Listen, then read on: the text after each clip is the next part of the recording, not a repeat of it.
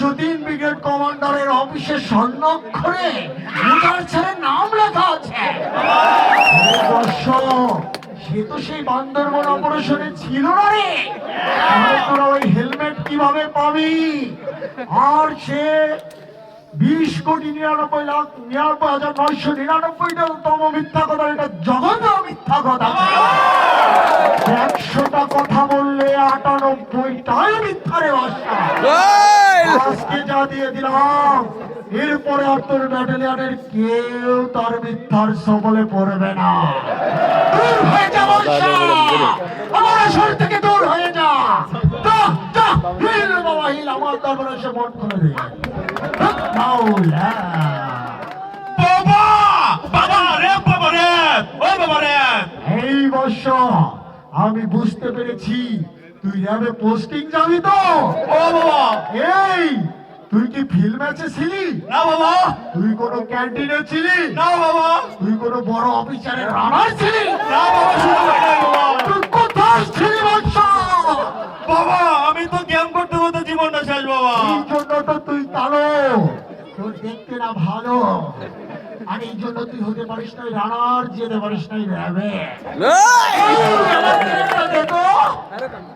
এই নেত্রী, এই ক্রেকটা সকালে গোসল করে একদিনেতে মুখে মাখবি, ফর্সা হয়ে যাবি। তোর সিনিয়র কিছুর সাথে ঘুরবি, চোখে পড়লে রানার হবি, আর রানার হলেই তুই র্যাবে পোস্টিং যাবি। তোর হয়ে যা। জয় বাবা ভোলানাথ। রানার বাড়ি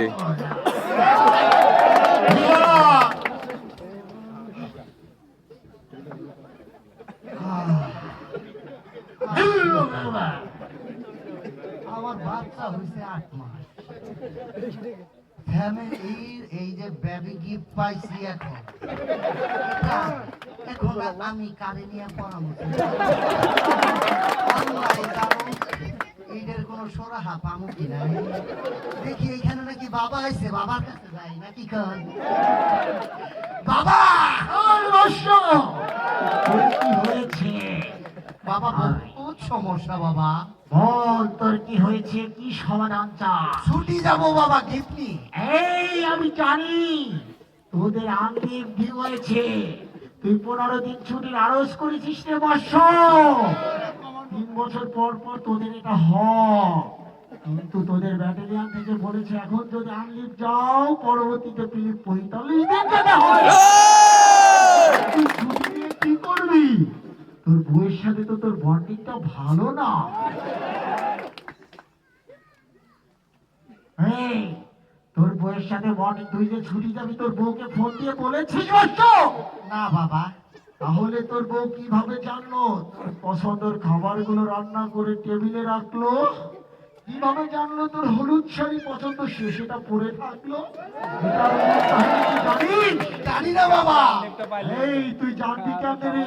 তোর তো সামনের বোর্ডে ল্যান্স কর বললে না, তুই জানলে তো ওটা হবে না আর কাজ। এটার মূল কারণ তোর এসএমসার সব করে গেছে। আর তুই না রে বর্ষ, তুই ছাড়া আরো অনেক লোক আছে এই সৈনিকদের এরকম ভুক্তভোগী হতে হচ্ছে। আর আমি জানি তোর ব্যাটালিয়নের ছিল অনেক ভালো রে, আজকে আমি তাকে স্বপ্নে নিয়ে সব বলে দেব।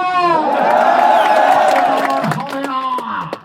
আরে তুই যে বাবার দরবারে হাদিয়া এনেছিস, এই হাদিয়া তো বাবা নেয় না রে। বাবা এটা হাতিয়া না বাবা। আমি বুঝতে পেরেছি, আজ থেকে 8 মাস আগে তোর বাচ্চা হয়েছে, আর তার উপহার এখন দিয়েছে 0 ছাই। তোর আর লাগবে না, তাহলে তুই একটা কাজ কর, এটা পরবর্তী কাজের জন্য একটা রিস্ক নিয়ে নে। বাবা বাবা 3টা তো নিয়ে নিয়েছি বাবা। এই তাহলে তো আর কোনো উপায় নেই, এটা তোর ব্যাটালিয়নের আরটিসি বক্সে রাখ, পরবর্তী জমানোর জন্য কাজে লাগাস বাচ্চা।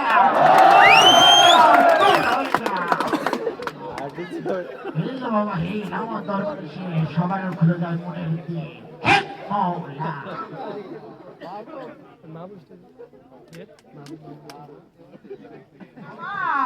বাবা আপনার জায়গা দখলে নতুন বাবার আগমন বাবা। এই বছর কোনো নতুন বাবা না রে, ও ফর বেঙ্গলের কিলার কর্পোরাল আজিজ। এই বছর আমি তাকানো যাচ্ছে না। এই তোরা শুক্রবারে নামাজের পর থেকে রাত অব্দি অফিস করিস, শনিবারে সকাল থেকে সন্ধ্যা পর্যন্ত অফিস করিস। আর প্যারেন্টের কথা কি বলবো রে বাবা সকালে পিটি করিস, গোসল করার টাইম পাঁচটা, সেকেন্ড কলিং এসে অফিস করিস।